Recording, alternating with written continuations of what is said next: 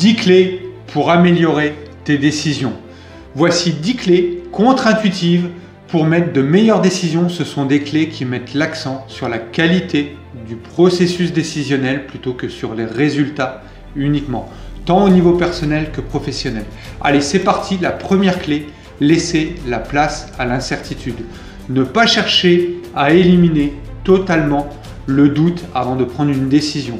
Paradoxalement, accepter un certain niveau d'incertitude te permettra de mieux t'adapter aux imprévus éventuels.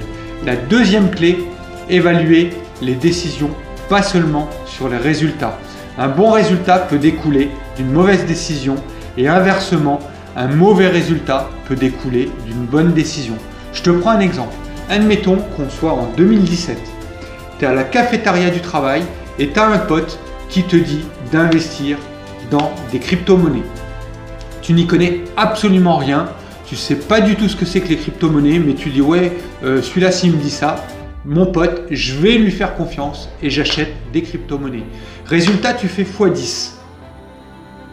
Ça ne veut pas dire que parce que ce résultat était extraordinaire en théorie, que ta décision était bonne. Tu aurais très bien pu, à 90% des cas, perdre de l'argent. Donc, ton processus décisionnel était biaisé. Inversement, ça peut arriver que tu aies un résultat négatif alors que ton processus décisionnel était le meilleur.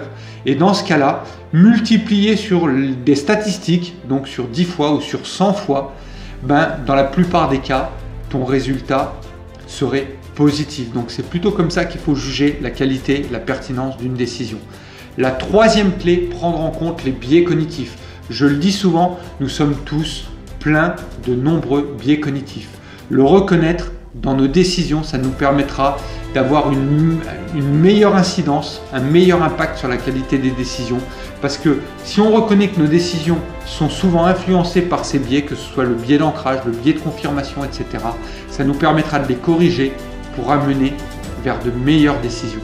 La quatrième clé, ne pas viser la perfection. Chercher une solution assez bonne entre guillemets au départ, plutôt que la solution parfaite, permet de décider plus rapidement et d'ajuster ensuite. Le perfectionniste peut littéralement, je dis bien littéralement, paralyser toute action. Et là, je vais te prendre un exemple très clair. Dans 90% des cas, en 1 heure de réflexion, tu auras 80% des informations qui te sont nécessaires.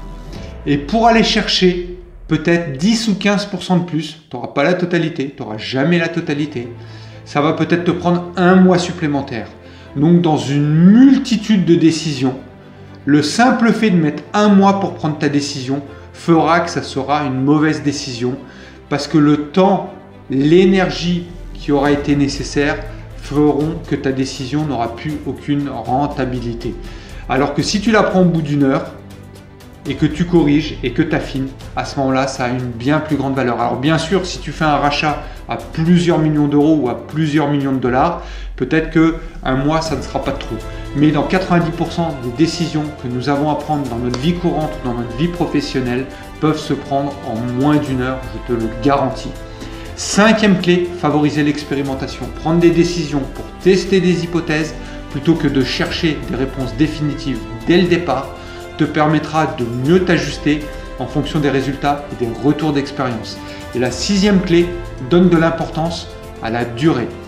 Évaluer les options selon leur impact à long terme, même si cela signifie choisir une solution moins gratifiante sur le court terme. C'est souvent beaucoup plus bénéfique pour la durabilité de ton projet. La 7e clé, évite la surcharge d'informations. Avoir trop d'informations peut entraîner littéralement une paralysie décisionnelle. Savoir quand t'arrêter dans ta recherche d'informations est crucial pour éviter la procrastination. La 8e clé, inverser la perspective. C'est-à-dire te poser la question de ce qui pourrait mal tourner. On appelle aussi ça le principe de l'inversion mentale.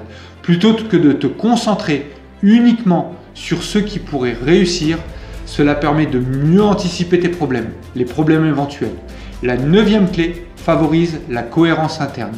Plutôt que de te fier uniquement à des données extérieures ou à des modèles de réussite, prends en compte tes décisions en cohérence avec tes propres valeurs et avec tes propres objectifs, même si cela semble moins logique sur le moment. Et enfin, la 10e clé, je vais insister là-dessus, note-la bien, cette clé elle est cruciale, apprends à différer les gains. Ne pas chercher la gratification immédiate. Les meilleures décisions sont souvent celles qui nécessitent des efforts soutenus dans le temps et où les récompenses arrivent plus tard. Je vais bien insister là-dessus parce que je vois encore trop d'entrepreneurs qui ont une mentalité de salarié. Alors j'ai rien contre les salariés, mais quand tu es salarié, c'est normal que tu t'attendes à avoir la paye à la fin du mois. Un entrepreneur bâtit des projets sur du long terme, plusieurs mois, une année, plusieurs années, parfois une ou plusieurs décennies. Donc ton processus financier, il doit être fait sur l'année bilan, sur l'année fiscale en quelque sorte, mais ne t'occupe pas de ce qui va se produire au bout d'un mois quand tu es un entrepreneur. Si tu veux des gains immédiats, tu bousilles littéralement la qualité de tes décisions et la croissance de ton entreprise. Ça, c'est vraiment un point important parce que je vois vraiment, y compris dans l'entrepreneuriat, c'est pour ça que j'insiste là-dessus, trop d'entrepreneurs qui grappillent à quelques euros près ou à quelques centaines d'euros près sur du très court terme et ça leur court-circuite des résultats potentiellement bénéfiques sur le long terme. Ces critères vont t'aider à prendre des décisions beaucoup plus réfléchies en te concentrant sur la qualité et sur la logique du processus décisionnel plutôt que de te fier uniquement sur des résultats parfois aléatoires et souvent trompeurs. Voilà, je te donne un résumé que tu peux te noter pour mieux décider. La première clé, laisse place à l'incertitude. La deuxième clé, évalue les décisions, pas seulement sur les résultats. Troisième clé, prends en compte les biais cognitifs.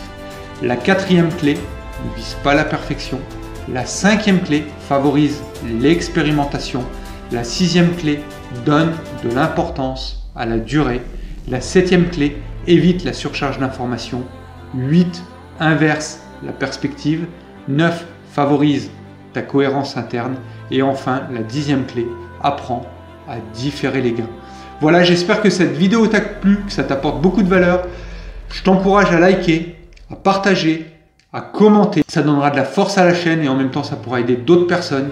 Et moi, sur ce, je te souhaite une excellente journée.